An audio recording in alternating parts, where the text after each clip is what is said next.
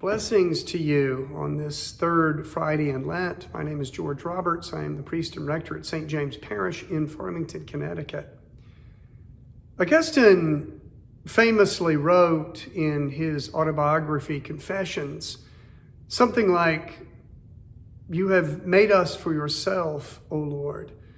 My heart is restless until it rests in you."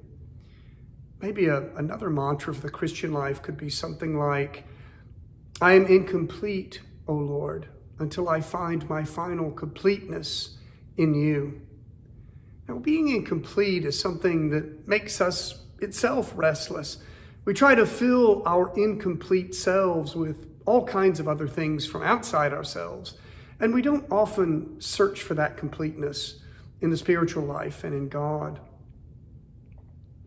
But what if the reality of our lives is not only that we are restless until we find our rest, our fullness in Christ, but we accept the fact that we are incomplete, and our journey toward completeness in God is actually one of the primary purposes of our lives. Let me give you just a little illustration. La Sagrada Familia, Church of the Holy Family in Barcelona, Spain, has been pretty much perpetually under construction since it was begun in 1882, almost 140 years. There have been sometimes delays or stoppages in work, most notably during the Spanish Civil War in the 1930s. But its incompleteness in no way diminishes its originality, the imaginative nature of its design, its beauty, and how wonderful it is.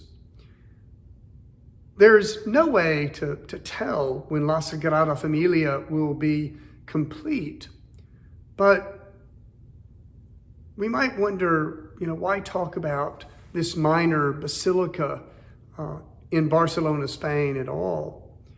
Well, its incompleteness is part of what makes it a continuing, living, and breathing thing. It may be complete one day, but my guess is there'll always be more work to be done. Our incompleteness, us and our spirits, like La Sagrada Familia, is actually a blessing.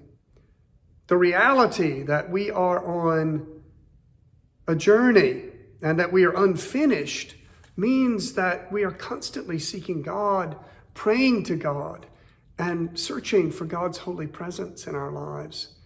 The gap between who we are and who God ultimately desires for us to be is, I am convinced, part of God's great design and plan. His way of loving us as we continue to grow in maturity and Christian love.